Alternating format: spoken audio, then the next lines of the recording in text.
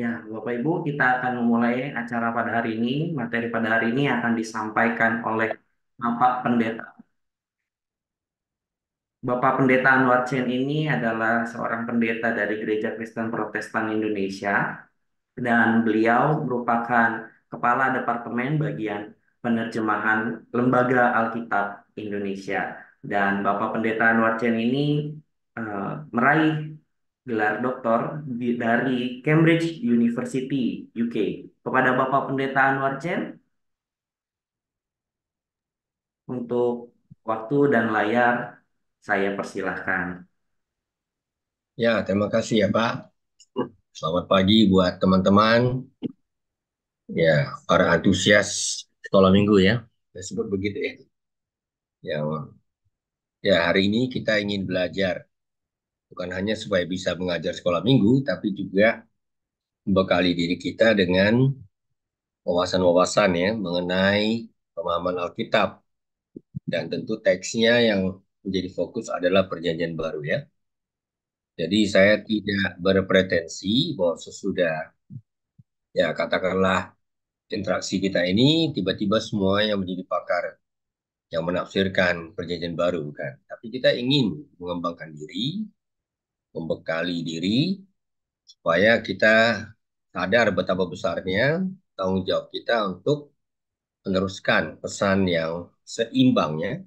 Saya agak takut menggunakan kata benar ya, karena ini klaim yang betul-betul ya luar biasa kalau berani mengatakan ini pemahaman yang paling benar gitu ya. Tapi itulah yang membuat saya mengajak kita semua untuk membaca teks, mencermati konteksnya, lalu kemudian ya dengan penuh perenungan mencari pesan-pesan dasarnya untuk diseberangkan kepada ya anak-anak kita ya. Karena memang betul, anak-anak itu kalau salah dasar ya bangunannya juga rapuh gitu. Nah, izinkan saya memberi catatan personal. Saya juga pernah jadi sekolah minggu, ya sekitar 8 tahun ya. Jadi saya cukup bisa merasakan tantangan para pengajar, ya ibu-ibu, bapak-bapak sekalian yang terjun dalam pelayanan yang sangat penting ini. Ternyata untuk berkhotbah kepada orang dewasa lebih mudah daripada mengajar sekolah minggu dengan menggali pesan-pesan Alkitab yang dapat dipertanggungjawabkan. Ya, itu dulu catatan saya yang sebagai awal ya. Nah, izinkan saya berbagi screen. Ya, ini bukan bahan yang sangat lengkap karena kita menurut saya terlalu ambisius mau memahami perjanjian baru dalam waktu 1,5 jam gitu. Tapi bukan itu intinya, bukan soal informasi ya, tapi bagaimana seni memahami aspek-aspek yang perlu kita perhatikan itu dapat kita simak bersama.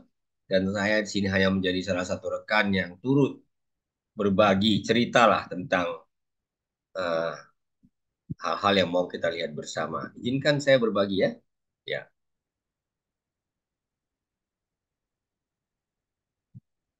ya, saya berilah judul sederhana, menafsir dan menggali pesan Alkitab. Tentu ini perjanjian baru khususnya dari teks ke berbagai konteks. Ya, andai kata kita harus membaca teks Alkitab seperti ini, tentu kita langsung berhadapan dengan persoalan memahami. Pertama, ya tulisannya tidak kita mengerti, apalagi maksudnya.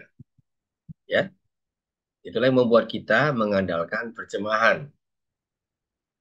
Dan sebagai ya orang yang berkecimpung di lembaga kitab sudah 30 tahun lebih, ya saya bukan promosi ya, tapi saya bersaksi bahwa lembaga kitab sangat serius untuk menyeberangkan teks yang asing ini, apalagi yang sangat kuno ini, ke konteks kita pada masa kini. Nah, untuk itulah di Lembaga Kitab Indonesia, para pakar penerjemahan yang dididik dari masa yang paling awal ya, sampai bertahun-tahun ya, kadang-kadang perlu waktu 10 sampai 12 tahun, itu belajar bahasa-bahasa ini. Ya, tentu saya tidak akan membacanya, tapi saya hanya mau hadirkan sebuah tantangan bagi kita. Ternyata untuk memahami Alkitab itu, kita sudah berhadapan dengan sebuah kendala. Dan kendala itu nomor satu adalah bahasa. Tapi kita bersyukur karena ada terjemahan. Nah, saya bacakan buat kita ya. Dengan demikian, kami makin diteguhkan oleh firman yang disampaikan oleh para nabi. Alangkah baiknya kalau kamu memperhatikannya sama seperti memperhatikan pelita yang bercahaya di tempat yang gelap sampai fajar menyingsing dan bintang timur terbit bersinar dalam hatimu. Yang terutama harus kamu ketahui ialah bahwa nubuat-nubuat dalam kitab suci tidak boleh ditafsirkan menurut kehendak sendiri, sebab tidak pernah nubuat dihasilkan oleh kehendak manusia, tetapi oleh dorongan Roh Kudus, orang-orang berbicara atas nama Allah. Tentu teks ini bicara tentang Yesus Kristus. Bagaimana kita memahami Yesus Kristus itu sebagai apa yang sudah dinubuatkan oleh para nabi. Lalu di situ ada satu peringatan bahwa untuk membaca kitab suci, ya, Alkitab ya, ternyata kita perlu memperhatikan sebuah keyakinan dasar.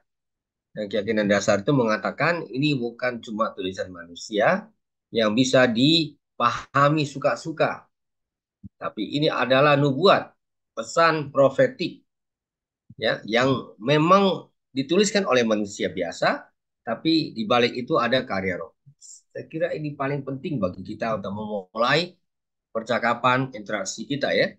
Jadi kita ketika mengajar pun kita sadar teks-teks yang kita mau ceritakan ulang atau kita sampaikan pesannya kepada anak-anak itu adalah teks-teks yang bukan cuma tulisan manusia, memang benar tulisan manusia, tapi di balik itu ada karya Roh Kudus, arahan Roh Kudus yang menuntun orang-orang yang berbicara atas namanya. Nah, oleh karena itu kita memahami Alkitab ini bagaikan harta dalam bejana tanah liat. Ini sebenarnya adalah gambaran yang diceritakan oleh Rasul Paulus di 2 Korintus pasal 4. Dia katakan ya, sebenarnya kita semua ini bagaikan bejana tanah liat yang membuat kita ini bisa bertahan menghadapi berbagai hal itu karena kita punya iman kepada Tuhan. Nah, ini mirip dengan Alkitab. Alkitab itu ya ditulis dalam ruang dan waktu. Kadang-kadang kita lupa setiap baris, setiap kata yang kita baca dalam Alkitab, entah itu di dalam bahasa Ibrani, Yunani, atau dalam terjemahannya, itu adalah pesan-pesan dari paling muda 2000 tahun yang lalu. Dan bahkan ada yang dari 3000 tahun yang lalu. Bagaimana pesan sepanjang itu dalam lintasan zaman bisa tetap dibaca, dimengerti, diyakini sebagai firman Tuhan. Nah, ini betul-betul bukan cuma saya katakan upaya manusiawi, ya. Betul-betul ini ada keyakinan pertolongan Roh yang melihat kita, yang menolong kita untuk melihat ya apa yang ada di balik bejana tanah liat ini. Jadi setiap teks Alkitab, setiap katanya apapun yang tertulis itu memang tidak bisa tidak terkondisi oleh ruang dan waktu. Dan kita tidak perlu kecil hati. Karena kalau Tuhan berbicara, dia tidak ingin berbicara di awang-awang. Dia ingin menyapa manusia-manusia yang konkret dalam situasinya yang beragam, dalam kondisi ruang dan waktu yang spesifik. Nah, ini memberi contoh saja kepada kita, betapa kunonya Alkitab kita. Ini adalah sebuah cuplikan, fragmen ya, dari sebuah potongan papirus. Bayangkan, usianya 135 tahun kurang lebih. Dan situ tersimpan atau dilestarikan Yohanes pasal 18. Memang banyak yang bolong, tapi sekali lagi itu membuat kita yakin bahwa teks Alkitab yang kita miliki sekarang ini, wah itu sangat autentik ya. Ditulis, disalin, tapi dalam proses lintasan zaman itu ternyata orang-orang digerakkan untuk dengan setia melakukan tugas ini supaya firman Tuhan itu sampai kapanpun tetap berbicara pada kita dengan catatan-catatan yang otentik.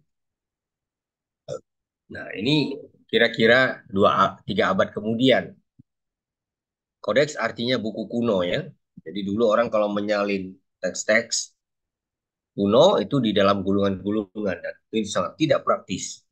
Tapi menjelang zaman perjanjian baru, maaf, sesudah zaman perjanjian baru ya, kemudian ya pemikiran manusia semakin mengarah ke efisiensi sehingga orang mulai memotong-motong naskah-naskah itu persegi ya, kemudian pinggirnya itu dilubangi, dijahit, jadilah buku kuno yang disebut kodeks dan ini disimpan di Vatikan ya, salah satu salinan yang sangat otentik. Nah, mari kita mulai dengan sebuah wawasan dan ini wawasannya bersifat filosofis ya. Ini disampaikan oleh seorang filsuf Prancis Paul Ricoeur. Salah satu tantangan dalam memahami sebuah teks, ya bukan hanya teks kuno ya, bahkan teks yang baru saja diterbitkan, baru saja meluncur dari penulisnya kepada pembaca. Di situ apa katanya? Pembaca tidak hadir saat penulisan, penulis tidak hadir saat pembacaan. Nah, kalau begitu, karena ada kesenjangan antara pembaca dan penulis, mau tidak mau kita harus dengan kesadaran akan keterbatasan kita mencoba mencermati apa maknanya, maksud dari penulis apa, apakah maksud penulis itu termasuk penting atau tidak. Nah, di sini ada perdebatan yang sangat sengit ya.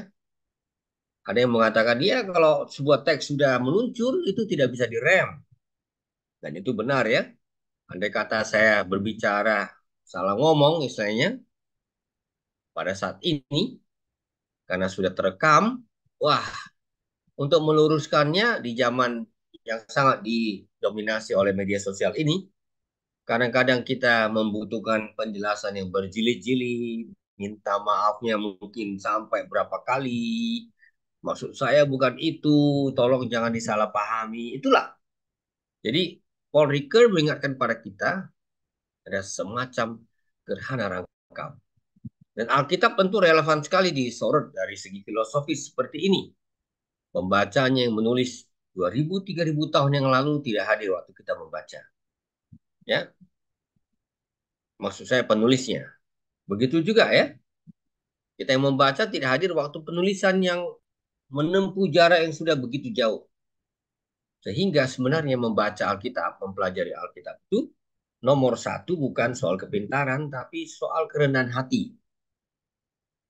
Kita sadar bahwa begitu banyak yang tidak kita ketahui, kita bersyukur untuk begitu banyak juga yang kita dapat ketahui ya melalui berbagai referensi, sarana-sarana yang tersedia oleh orang-orangnya dengan tekun mencoba mencari sambungan-sambungan dari berbagai teks yang terputus itu. Nah, oleh karena itu biasa ya dalam kita memahami Alkitab itu ada suatu jebakan. Kadang orang membaca teks Alkitab itu bagaikan sebuah teks yang baru ditulis tahun lalu gitu. Sekali lagi kita izinkan saya mengulang ya dan menegaskan setiap teks yang kita baca kata demi kata dalam Alkitab itu adalah pesan dari 2000 sampai 3000 tahun yang lalu. Betul-betul ini, kadang-kadang kita lupa itu. Jadi oleh karena itu kita perlu berhati-hati. Jangan setiap baca Alkitab, wah, kita langsung lompat. Ya, pergilah, juallah semua hartamu. Wah, langsung, wah ini firman Tuhan. Jadi mari kita langsung rame-rame jual harta kita. Nah, sini saya kira memang ada suatu peringatan. Ya tentu kita nggak senaif itu, tapi cukup banyak terjadi. Ada orang yang membacanya dengan cara yang seperti itu, dan akhirnya terjebak sendiri dalam pemahamannya yang terlalu harfiah, mengabaikan konteks. Nah, contoh misalnya, sering sekali dikatakan ya, satu iota pun, titik pun tidak akan ditiadakan dari Alkitab kita ini.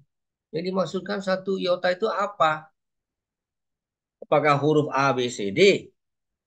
Atau dia mau katakan sebenarnya apa yang tertulis dalam Alkitab itu benar-benar adalah sebuah pesan yang sangat serius, engkau tidak boleh menafsirkannya suka-suka. Perlu mencermati maksud di balik teks-teks seperti itu. Wahyu 22 juga demikian ya. Siapa yang menambahkan katanya, ya ditambahkanlah nanti kutuk atau penderitaannya. Siapa yang mengurangi isinya, juga akan dikurangkan apa yang dapat dia terima di dunia akan datang. Nah, ini kan sebuah ultimatum. Dan ultimatum itu biasa tertulis dalam naskah-naskah kuno. Jadi kalau orang menafsirkannya lepas konteks, wah muncullah doktrin-doktrin yang aneh-aneh. Sehingga sampai-sampai semua terjemahan itu tidak bisa dipertanggungjawabkan. Kenapa? Mana ada terjemahan yang tidak menafsirkan maksud dari teks-teks sumbernya? Mana ada itu? Hanya klaim-klaim saja mengatakan, wah ini terjemahan yang paling otentik dan sebagainya. Tidak. Sebagai orang yang bergelut dalam bidang ini, setiap terjemahan, mau bahasa apapun, Inggris, Jerman, Prancis, Indonesia, bahasa Batak, Toraja, Jawa, Sunda, semuanya, itu adalah hasil dari sebuah proses memahami. Yang di dalam bahasa lebih teknis disebut sebagai menafsir, interpretasi. Nah, misalnya, sampai sekarang diperdebatkan, boleh atau tidak perempuan berbicara dalam pertemuan jemaat? Ini bikin gereja bahkan pecah. Ada yang mengatakan sesuai dengan saran Paulus, ya perempuan tidak diizinkan berbicara. Kalau begitu ya, mana mungkin mempunyai pendeta perempuan atau ya penginjil perempuan. Nah, ini akibat membaca teks lompat-lompat, tidak melihat konteksnya. Padahal memang di situ kita bicara soal ketertiban ya, soal gejala budaya. Ya, di zaman kuno ya sampai sekarang pun masih ada di berbagai budaya yang saya kenal. Ya, perempuan itu memang dalam pertemuan-pertemuan sering hanya menjadi orang yang melayani kebutuhan-kebutuhan pertemuan itu tidak punya hak untuk berbicara. Jadi kalaupun berbicara mereka di belakang kasak kusuk kan begitu. Nah, di situ kita perlu mengerti. Ternyata ada unsur-unsur budaya di dalamnya. Jadi ini bukan larangan yang sifatnya universal ya. Tapi tentu beberapa gereja menolak pemahaman seperti ini. Bagi mereka apa yang tertulis ya udah harfiah. Perempuan pokoknya tidak boleh berbicara dalam pertemuan jemaat. Itu berarti perempuan bisa ikut dalam pelayanan-pelayanan diakonal ya yang mau melayani orang-orang yang menderita, orang sakit dan sebagainya. Tapi perempuan tidak boleh berkhotbah, tidak boleh menjadi guru. Ini contoh. Jadi konkret sekali yang saya maksudkan di sini. Nah, lalu apalagi yang sering terjadi itu ada bukti. Alkitab itu seperti buku pintar, pokoknya apa saja persoalan ada di dalamnya. Sehingga dijadikanlah Alkitab ini sebagai proof text, ayat-ayat bukti. Ya, jadi ayat bukti ini sering sekali dibaca lepas dari konteks. Nah, ini bahayanya di situ. Jadi kalau kita semuanya serba ayat bukti, wah banyak sekali hal-hal yang sebenarnya tidak sesuai dengan maksud Alkitab, tapi tidak dilarang dalam Alkitab. Saya itu pernah dalam sebuah ya acara gerejawi pada waktu bersalaman ada orang yang bertanya kepada saya, seorang bapak, Pak Pendeta, di Alkitab boleh nggak? Menurut Alkitab boleh nggak berjudi? Wah ini dalam hitungan detik ya bagaimana saya menjawab itu? Tidak ada satu kata judi pun di dalam Alkitab. Tapi kita coba cari semangatnya. Berjudi itu apa artinya? Kan begitu. Dan berjudi itu pada dasarnya mempercayakan diri kepada apa yang tidak pasti. Hampir-hampir seperti nasib, berspekulasi. Jadi kita nggak langsung melihat, oh kalau tidak ada ayatnya berarti boleh gitu. Nah, sini kita perlu hati-hati. Nah, oleh karena itu, kalau bicara tentang memahami Alkitab, interpretasi Alkitab, ini bukanlah satu aktivitas baru yang kita lakukan hari ini. Saya yakin ibu bapak saudara sekalian semuanya sudah lakukan itu. Cuma hari ini kita dengan sengaja memfokuskan perhatian kita lagi untuk ya mengunjungi ulang apa yang kita ketahui, berdiskusi untuk memperluas dan memperdalam wawasan kita. Misalnya, apakah Alkitab menunjukkan bahwa sudah ada interpretasi? Iya, 100% saya katakan itu.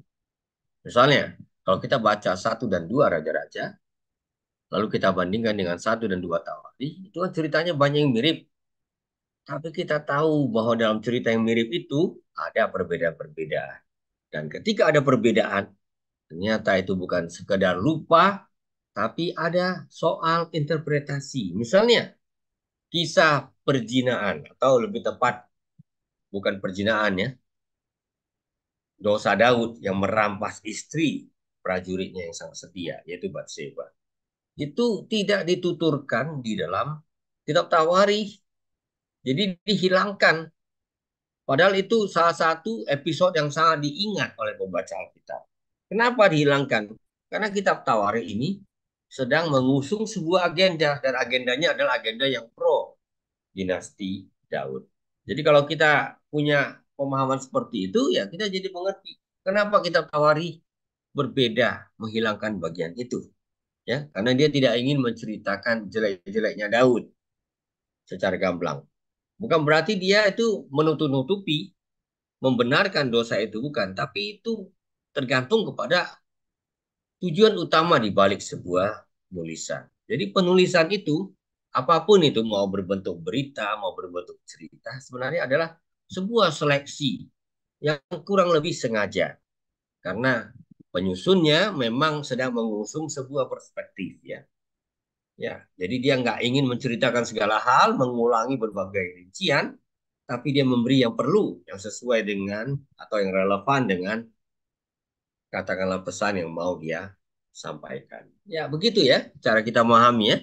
Jadi teks Markus misalnya dalam Perjanjian Baru itu sering direinterpretasi, dipahami ulang dalam Injil yang lain. Nanti silakan Ibu Bapak sekalian periksa Markus 6 ayat 5 dibandingkan dengan Matius 13 ayat 28 ya. Saya tidak usah beritahu apa perbedaannya.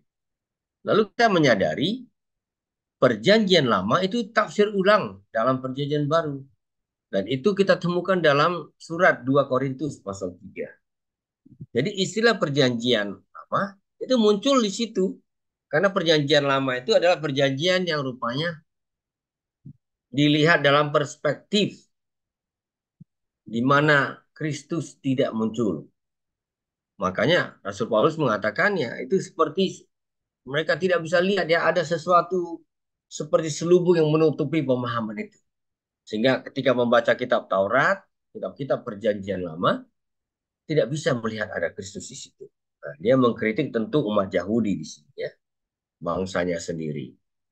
Nah, itu yang membuat kita jadi mengerti mengapa Alkitab kita itu disebut Perjanjian Lama dan Perjanjian Baru. Itu kalau orang Yahudi tidak pernah ada yang disebut dengan Perjanjian Baru. Bagi mereka ya perjanjian dengan Tuhan, Allah Abraham, Ishak dan Yakub. Jadi orang Kristen ketika dia buka Alkitabnya, oh ada perjanjian lama, kemudian ada bagian perjanjian baru, itu sebenarnya sudah sebuah interpretasi dari sudut pandang Kristen. Dalam arti, dia melihat ulang susunan-susunan kitab ini dengan sebuah perspektif bahwa puncaknya adalah Kristus. Kristus yang menentukan pesan-pesan di balik semua teks. Ya itu faktanya. Jadi, ya jangan heran orang Yahudi nggak kenal itu perjanjian lama dan perjanjian baru. Hanya Kristen. Jadi Alkitab kita dalam susunan yang diterbitkan Lembaga Kitab Indonesia dan berbagai-bagai lembaga penerbitan Alkitab, semuanya adalah Alkitab Kristen. Karena disusun dengan alur seperti itu. Nah, sini kita lihat ya, soal tafsir, interpretasi, wah itu sangat menentukan pesan yang mau digali. Jadi bagaimana? Nah, istilah tafsir sendiri sering membuat orang alergi ya. Oh, kita nggak boleh tafsir. Ini karena salah kaprah. Menafsir itu sebenarnya artinya mengartikan, memahami, bisa juga menjelaskan atau menerjemahkan dari kata hermeneuo. Ya, itu ada hubungannya dengan dewa Hermes dalam mitologi Yunani. Dia adalah juru bicara para dewa. Nah, lalu secara sederhana kita definisikan menafsir tak lain dari upaya untuk memahami dan menjelaskan sebaik mungkin apa yang diungkapkan dan dimaksudkan teks dalam suatu proses komunikasi. Kenapa teks saya beri tanda kutip? Karena teks ini bisa suara, bisa huruf, sesuatu yang mengandung pesan. di dalamnya. Dan pesan itu perlu digali kembali. Nah, ini contoh negosiasi lintas konteks. Mari kita andaikan teks awal atau sumber itu berbentuk segitiga, ya.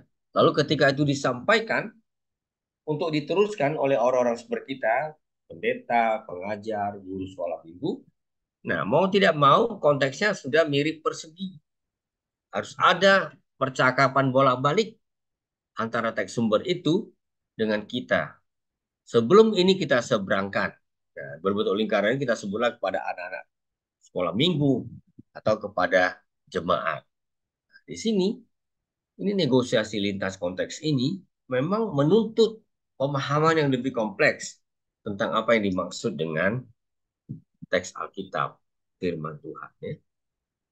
Di sini kita memerlukan kehati-hatian di dalamnya. Karena apa yang kita tarik sebagai pesan dan implikasi itu perlu dipertanggungjawabkan. Nah, karena kita menyadari teks Alkitab itu tidak lepas dari konteks sejarah, maka dimensi kesejahteraan teks Alkitab perlu disimak untuk menggali kekayaan makna dan pesannya. Bukan saja dahulu, tapi juga kini. Jadi kita nggak mau lompat-lompat begitu saja.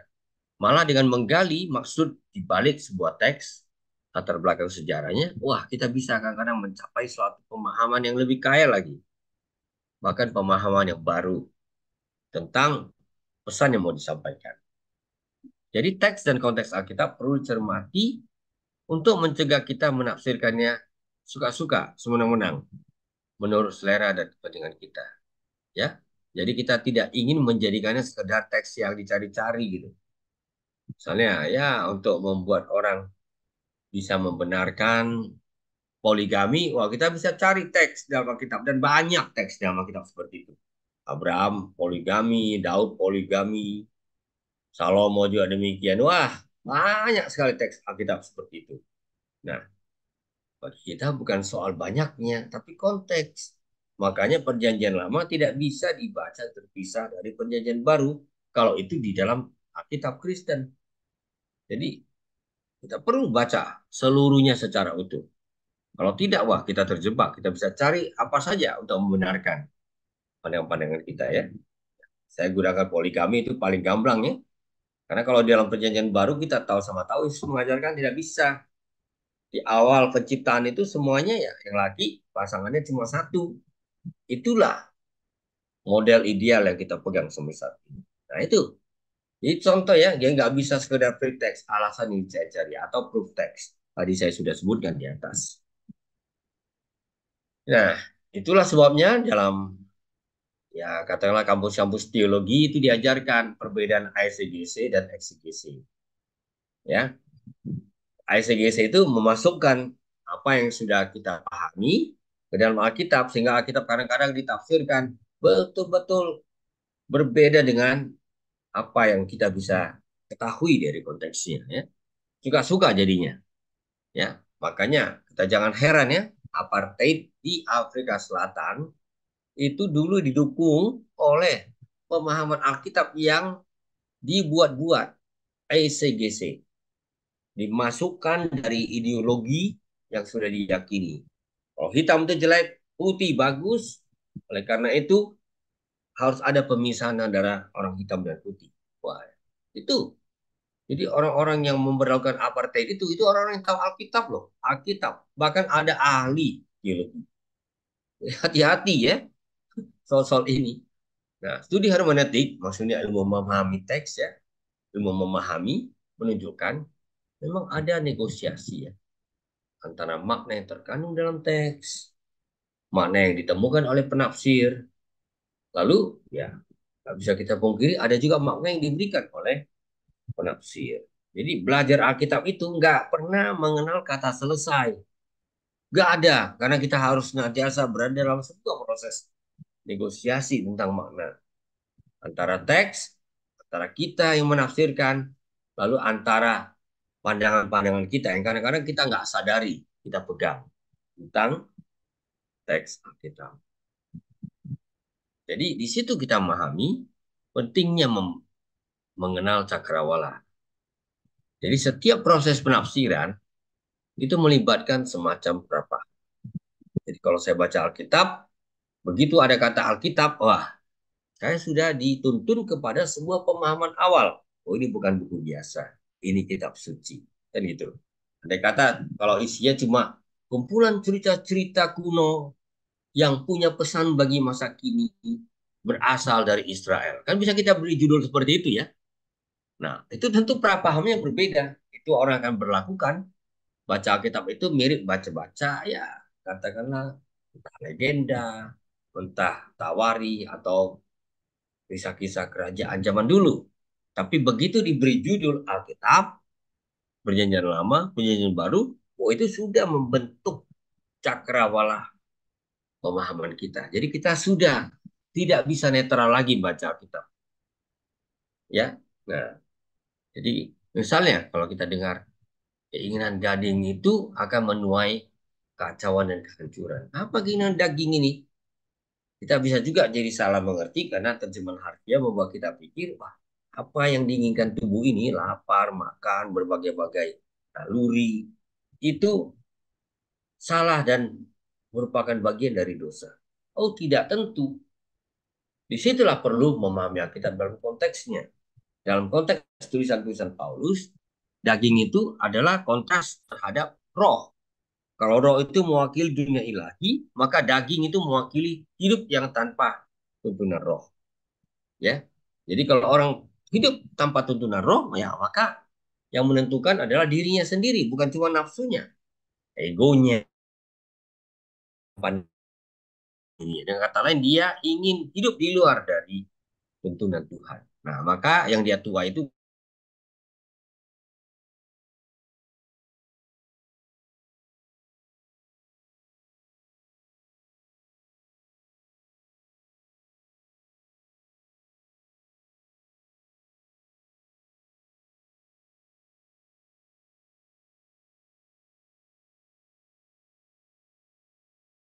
perlu terus terbuka maksudnya.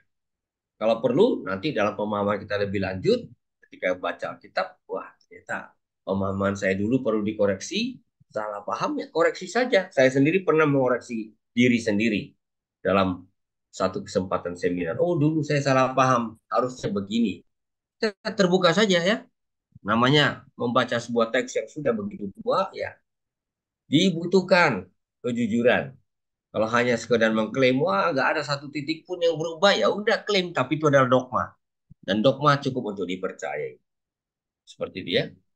Nah, misalnya kalau saya membaca tentang orang Samaria, kebanyakan orang pikir, wah ini orang hina, orang kumal, orang pinggiran. Salah. Orang Samaria itu PD-nya sama habisnya dengan orang Yahudi. Sama-sama PD, malah mereka mengatakan, itu Taurat orang Yahudi itu sudah terkontaminasi. Taurat otentik itu yang diwariskan oleh Yakub kepada kami. Jadi terjadi pertarungan keyakinan. Jadi kalau kita nggak punya pemahaman seperti ini, wah kita pikir orang Samaria itu orang-orang yang underdog ya. Orang-orang yang kalau mendekati orang Yahudi itu nunduk-nunduk, takut-takut. Salah. Izinkan saya mengatakan ini dengan tegas. Salah. Enggak itu. Orang Samaria justru malah mengatakan orang Yahudi lah yang sudah terkontaminasi. Jadi begitu. Jadi makanya kita bisa mengerti mengapa percakapan Yesus dengan perempuan Samaria sebenarnya tidak memposisikan Samaria itu sebagai yang inferior. Ya, inferior kalau dilihat dari perspektif yang cuma keyahudian. Nah, makanya orang Samaria itu bisa mengklaim. Sekarang kita kalau baca ulang Yohanes 4 itu kita jadi bisa mengerti nadanya ya. Oh, ini Yakub di sini nih dulu menggali air, apa menimba air. Nah, seperti itu ya. Jadi kita mengerti maka Yesus percakapannya tidak pada hanya sekedar level air, tapi soal air kehidupan, air hidup. Ya, saya kira membaca Alkitab itu mengasihkan sekali. Ya, saya berpuluh tahun mempelajari ini sampai sekarang kalau diajak masuk membaca perikop-perikop, wah bagi saya itu sangat mengasihkan.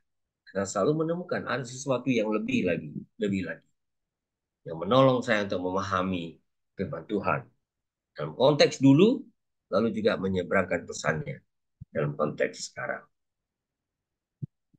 Ya, jadi pembacaan pribadi sangat baik ya. Orang sekarang itu kan suka baca Alkitab, merenungkan Alkitab, bersaat teduh, itu istilahnya sekarang. Ini kan bagus, cuma jika saya mengatakan ini sebenarnya adalah suatu kemewahan. Karena orang-orang dalam Alkitab umat Tuhan itu nggak punya Alkitab sendiri, ya terlalu mahal, terlalu sulit untuk menghasilkan satu gulungan Alkitab. Jadi apa yang mereka andalkan? Ingatan, pendengaran, itu dia, ya. Jadi nggak ada saat teduhnya, semuanya adalah saat ribut, saat nyaring, karena orang mendengarkan pembacaan Alkitab secara nyaring.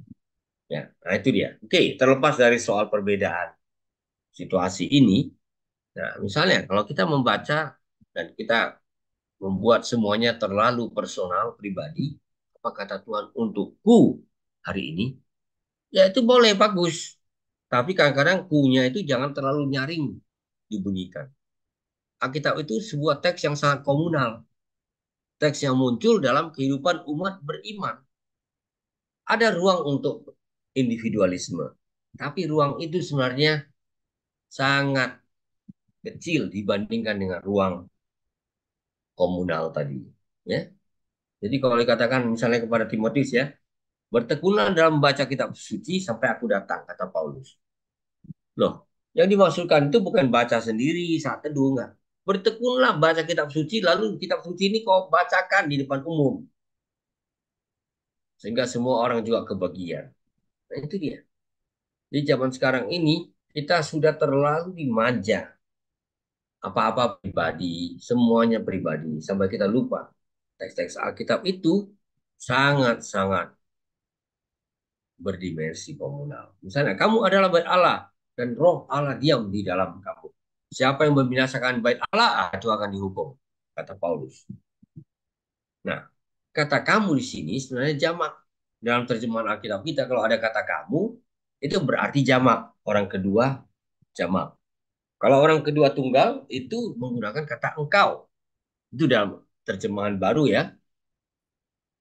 Baik edisi pertama yang terbit tahun 1974 maupun edisi kedua yang baru terbit tahun lalu, yaitu Februari. Nah ini, berarti kamu bait Allah, kamu semua jemaat satu kesatuan. Ya, karena orang membaca ini terlalu pribadi. Oh kamu, satu persatu kamu ini bait Allah. Itu tidak salah. Saya terus terang mengatakan itu tidak salah. Cuma salah kalau kita pikir itu terlalu bicara soal pribadi, iman pribadi.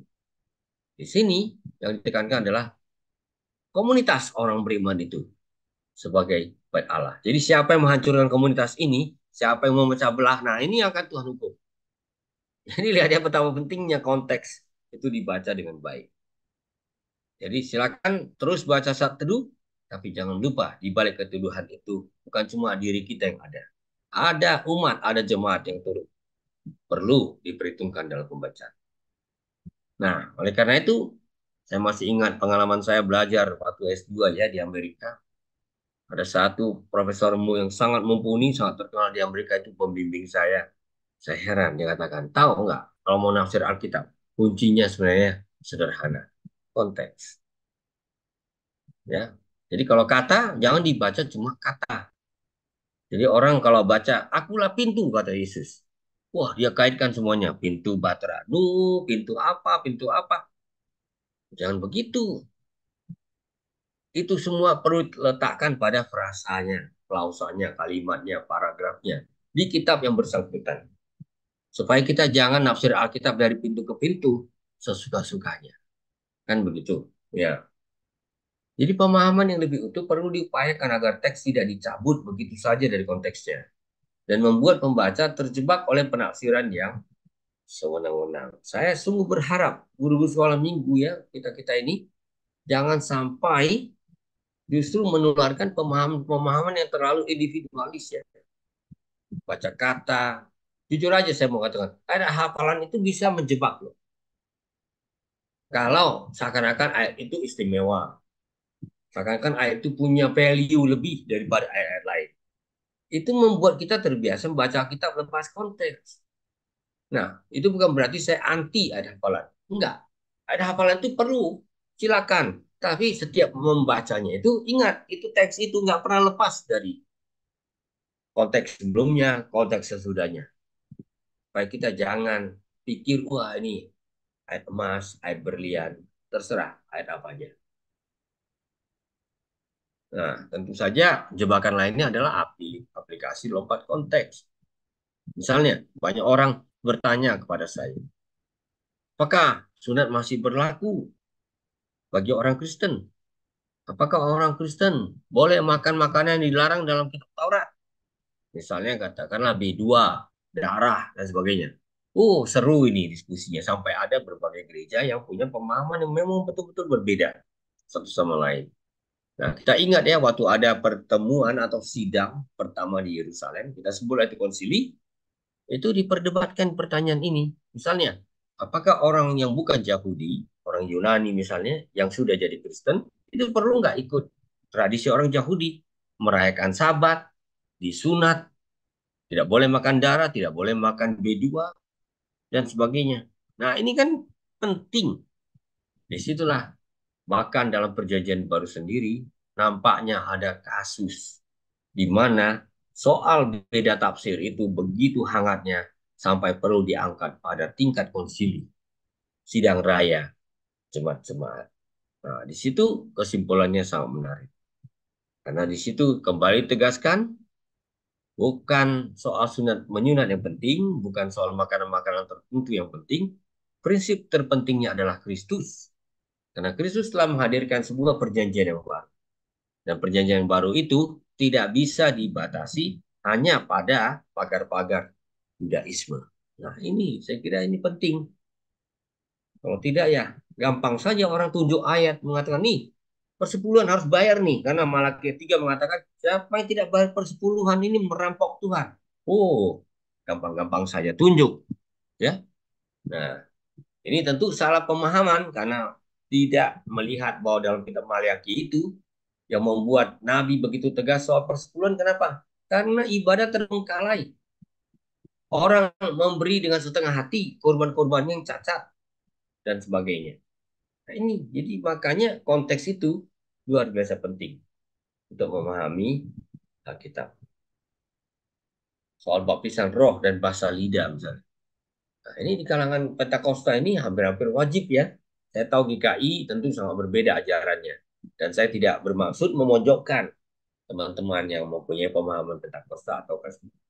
Tapi kalau saya tanya misalnya, apakah baptisan roh itu selalu diawali dengan bahasa lidah? Jawaban saya tegas tidak. Karena dalam kisah para rasul itu ada pola-pola yang memang berbeda. Kadang-kadang orang belum dibaptis, roh sudah turun. Jadi tidak ada hubungan sebab akibat yang sifatnya baku. Jadi ada keleluasaan dalam kerja roh. Jadi kita juga hati-hati dengan ini. Kalau tidak nanti rumusan-rumusan kita bisa membuat ajaran baru ya yang belum tentu bisa dipertanggungjawabkan. Nah, ini dia. Ya, jadi sangat perlu mencermati konteks luas. Tadi saya sudah katakan ya, ternyata Roh Kudus itu diberikan ya dengan pola yang berbeda-beda. Misalnya ada orang yang baptis dahulu lalu Roh Kudus turun. Itu kisah 19. Tapi ada Roh Kudus turun sebelum dibaptiskan. Jadi pembaptisan tidak menentukan apakah Roh sudah turun atau tidak. Nah, gejala bahasa lidah juga ya, itu sangat terbatas ya. Malah ada satu anjuran di dalam surat Paulus 1 Korintus 10 dan selanjutnya. Ya kalau orang tidak tahu apa interpretasi makna dari bahasa lidah, glosa, sebaiknya dia nahan diri jangan bicara. Kalau dia mau gunakan bahasa itu dia pergi ke ruangannya sendiri. Di situ dia boleh berdoa dengan bahasa yang tidak dimengerti oleh manusia. Nah, jadi kita diajak sekali lagi memperhitungkan kesenjangan. Kitab kita ini tulis dalam tiga. Kalau perjanjian baru sudah jelas bahasa Yunani, perjanjian lama Ibrani dan Aram. Ya, bahkan ada juga terjemahan dalam bahasa Yunani itu dikerjakan di Alexandria 3 abad sebelum Kristus lahir. Namanya Septuaginta. Ini penting karena terjemahan Yunani ini adalah teks yang dipakai oleh para penulis perjanjian baru Ya, jadi kalau mengutip, mereka mengutip dari teks Yunani. Teks Yunani yang tersedia itu apa? Septuaginta. Itu terjemahan yang dikerjakan di Alexandria. Jadi sejarah, budaya, ruang itu berbeda sehingga kita perlu mencermatinya ketika kita membaca dan memahami teks-teks perjanjian baru. Saya hanya memberi contoh yang singkat-singkat ya. Ini contoh, misalnya kita ingat ada kisah Yesus menyembuhkan orang yang lumpuh. Orang yang lumpuh itu dibawa naik ke atas atap lalu dibongkar. Waktu saya pertama kali baca Alkitab, karena sebelumnya saya bukan orang Kristen ya, tidak minat dan tidak peduli pada Alkitab lah. Nah, waktu saya pertama kali baca Alkitab sebagai sebuah cerita, saya tuh bingung, bagaimana ya? Masa sih orang naik ke atap, lalu menurunkan dari atap itu tepat di depan Yesus supaya orang yang lumpuh bisa sembuh. Bagi saya sulit sekali membayangkan itu. Lalu ketika saya belajar kemudian, rupanya atapnya ini yang disebut dengan sotoh ya. Oh, atapnya datar. Di sini orang bisa menjemur ya gandumnya. Kalau sore-sore ada angin sepoi-sepoi basah, di sini orang boleh tidur-tiduran. Nah, kalau gitu beda sekali yang dimaksudkan. Maka wajar atap seperti ini bisa dilubang. Nah, gitu juga kalau dengarkan kata Herodes ya, berulang kali. Pertama kali baca ini saya bingung. Masa sih Herodes gak mati-mati? Padahal sudah dikatakan ya, sudah Herodes meninggal dunia, baliklah Yusuf dengan Maria dari Mesir ke tanah Yudea. Loh, ini Herodes mana? Nah, belakangan dengan memanfaatkan referensi yang ada, misalnya kamus-kamus Alkitab, atau Alkitab edisi studi ya, ini diterbitkan oleh Lembaga Kitab Indonesia, jadi ngerti saya, oh ternyata banyak Herodes. Ya, jadi Herodes yang membunuh Yesus, bermaksud membunuh Yesus, beda dengan Herodes yang di kemudian hari. Ya, nah tentu yang paling berat itu adalah pemahaman-pemahaman teologis ya. Misalnya, pada mulanya ada firman. Atau dalam TB2 disebut, pada malam mulanya sudah ada firman. Lalu firmannya apa? Dalam bahasa Yunani disebut logos. Ya, logos itu bersama-sama dengan Allah dan logos itu adalah Allah. Ia pada mulanya bersama-sama dengan Allah. Segala sesuatu dijadikan oleh dia dan tanpa dia tiada sesuatu pun yang telah jadi dari segala yang dijadikan. Wah, ini kan aneh ya. Pada mulanya ada logos, terjemahannya kita sebut firman, lalu logos ini juga adalah Allah. Nah, ini yang membuat kita memahami, wah, rupanya ini sesuatu yang khas dari Injil Yohanes. Jadi, ya, logos itu adalah firman itu ada terjemahan dari logos ya. Logos bisa berarti perkataan atau pesan, tapi itu juga suatu istilah yang punya makna yang sangat luas. Ya, bagi orang Yunani yang percaya adanya Allah, logos adalah cara Allah menyatakan dirinya pada dunia. Bagi orang Yunani yang percaya pada bermacam-macam ilah atau dewa, logos itu merupakan kuasa yang melihara alam semesta dan pada waktu bersamaan memberi hikmat pada manusia. Nah, ini dia. Jadi, di kalangan tertentu orang Yahudi yang berbahasa Yunani pada zaman Perjanjian Baru, itu ada banyak diskusi tentang hikmat bijaksana Allah yang dijadikan pada mulanya sebelum di dunia diciptakan. Ya.